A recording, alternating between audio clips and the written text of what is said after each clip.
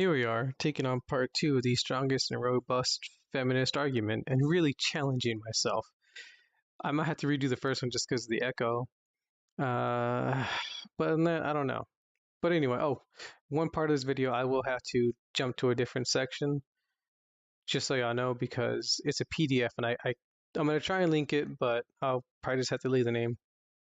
But anyway, at least want to put it out there and it's going to help out. So I'm going to have to change this thing and it'll be a little bit of a clusterfuck.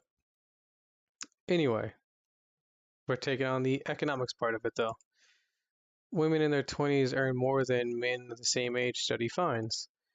But keep in mind, here we are. We're not in the US, but I just want to hit it, bring it up. Young women are now earning more than men. That's not sexist, just fair. Yes, there's a greater equality between the sexes, but overall, the pay gap continues to favor men. And this is and there's some part about this, and we'll get into that. But before that, I'll get into the part that covers that. You know what? Let's just probably cover a little here. For angry but vocal minority. Why is it always all that? You know what? Women on their 20s now earn a solid 3.6% more on average than men their age, after narrowly overtaking them for the first time last year. Let's see. Losing ground, admitting never easy, even if the ground wasn't always earned. But I don't really care. We'll get to the part that actually covers this a little bit more. It's obviously not as one-way biased, but let's hop into it. But now there's evidence that the ship may finally be turning around, according to the new analysis of 2,000 communities. Maybe the marketing research company in 147 out of 150 of the biggest cities in the U.S. The median full-time salaries of young women are 8% higher than those of the guys in their peer group. The two cities, Atlanta and Memphis, those women are making about 20% more. This squares with earlier research from Queens College, New York, and that had suggested that this was happening in major metropolises, but the new study suggests that the gap is bigger than previously thought, with young women in New York City, Los Angeles, San Diego making 17, 12, and 15% more than their male peers, respectively. It also holds true even in the reasonably small areas like the Vallejo-Durham region of Charleston, North Carolina, both 14% more, and Jacksonville, Florida, 6%. Here's a slight deflation caveat. This reverse gender gap applies only to unmarried childless women under 30 who live in cities, the rest of the working women. So women are out earning men. But remember, not sexist, it's fair. But when men out earn, it's sexist. Even though I've worked in a job where it's majority women. Like me and the store manager are the only men. And those women were the ones who took their time off because they wanted to spend time with their kid was sick, whatever, and immediately the kid would be sick, but they were like, I feel bad for my kid. I hope he's, I want him to get well soon, but I also just wanted a day off. Obviously, if you don't go to work that much, you're not going to make as much money. I have seen women cry over missing their child's first steps, their child's first words, and so on. Never once have I seen a man cry about that. I'm not saying men don't give a shit. I'm just simply saying I have yet to see it. I haven't seen men cry over that. I've seen women do it though. Okay, so here we are. And this is just like the legal obligation to provide financial support for the spouse before and after material separation or divorce. This right here, Time magazine from Time. It doesn't say magazine, but time.com. Some states already put curves in judgment, particularly the marriage of less than 20 years, but most, like Florida, are still in progress and consistently evolving. I thought I was my own island of misery that I had to go through this, but once again, I got involved and was very impressed. There's a light at the end of the tunnel, she said. Alimony, otherwise known as spousal support or maintenance. I'm just maintenance. I don't know what's going on. Anyway, it's an ongoing payment of the higher earner spouse or the lower earning one. It has changed and shifted over the 40 years since the Supreme Court ruled that it had to be applied equally to both genders. Now, breadwinning women are driving alimony reform. Breadwinning women are driving alimony reform. It has changed and shifted over the 40 years since the Supreme Court ruled that it had to be applied equally to both genders. Now, keep in mind, I'm in my 30s.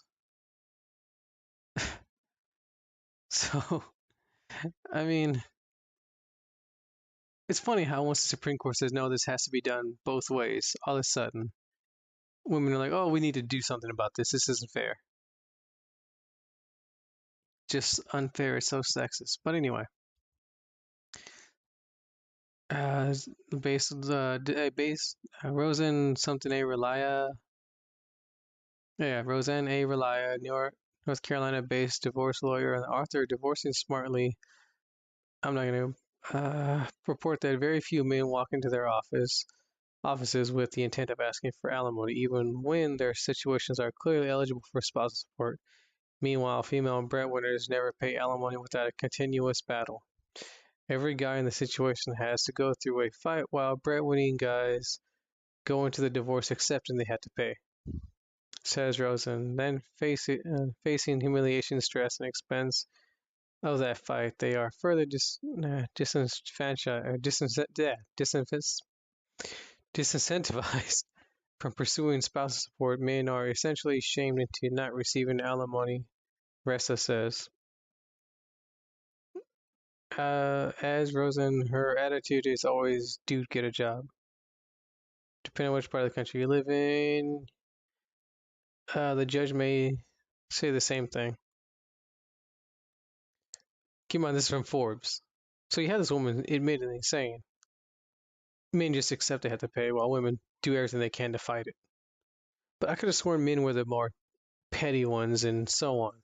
It's very interesting how we're the ones who are sexist and everything, but we just, oh, well, we're getting divorced. I guess we got to pay. But the second it's women, oh no, they're going to put up a big fight. And then men are shamed into it. Which I think I'm going to get to use that too in my next video, obviously.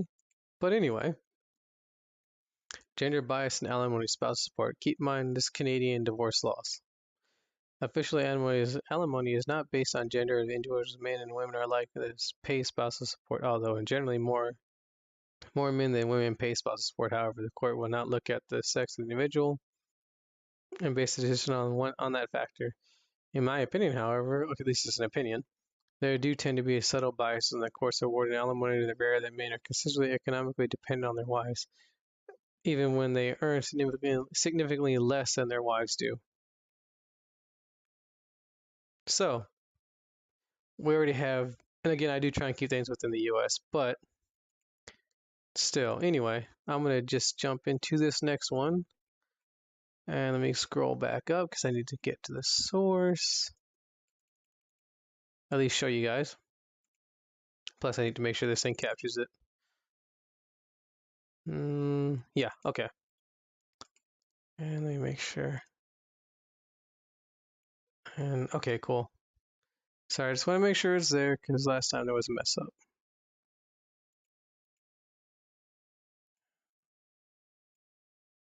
Come on, load. Okay. Sorry, I did not want to load on my screen, so I couldn't do anything. Consider relocating and gender warfare. Thinking about the section 217 of the ALI principles of the law and family dissolution. So there's my source. Let's jump into 6. And to keep in mind, this is a big long thing, and I'll cover this a little bit more later. An ever larger number of married mothers out-earn and out-educate their spouses corresponding to the norms of the male gender undergoing the inverse reconstruction. There is an one generation old interactive mutual, and again, like I said, this kind of goes on. But basically, the key part is they are admitting women out-earn and are out-educated or out-educate their spouses. Let's jump right back into it. Capture window.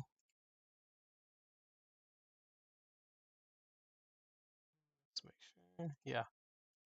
So now we got that part. Divorce for men. Why do women get child support custody more often? Divorce.net. Keep in mind, this is them basically. Although the law no longer presumes mothers are better parents, the best interests of the child often dictate that children stay with the mom. Our custody decisions biased in favor of mothers. The custody decision mother are more likely to receive primary residential custody than fathers, although in the past decade there have been an increase in equal residential custody. Mothers are still much more likely to be awarded primary residential care. Huffington Post, by the way, across a wide range of jurisdictions, estimate that mothers receive primary custody 68 to 88% of the time.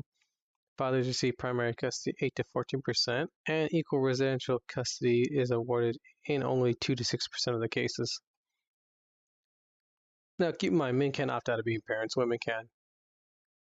And usually, when a woman gets a child, she gets child support.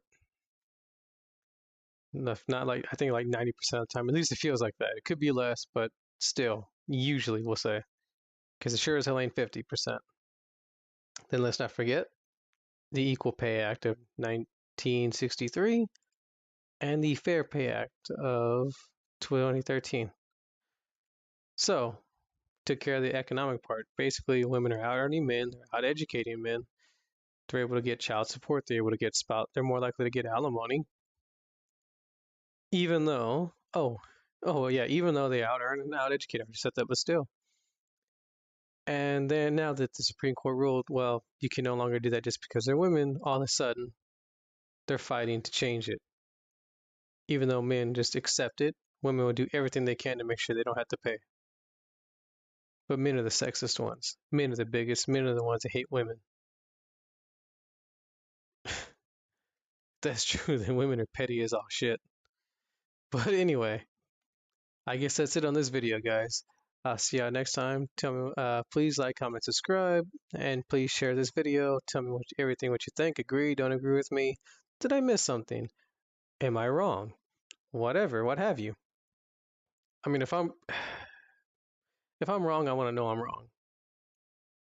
Because I think if you're wrong, I want to show you you're wrong. I feel you would want to know too. Because if the whole thing is to help other people, then obviously, or if it's for equality, then obviously, if you find out you're wrong, you can fight that and say, hold on, this isn't equal, let's make it equal.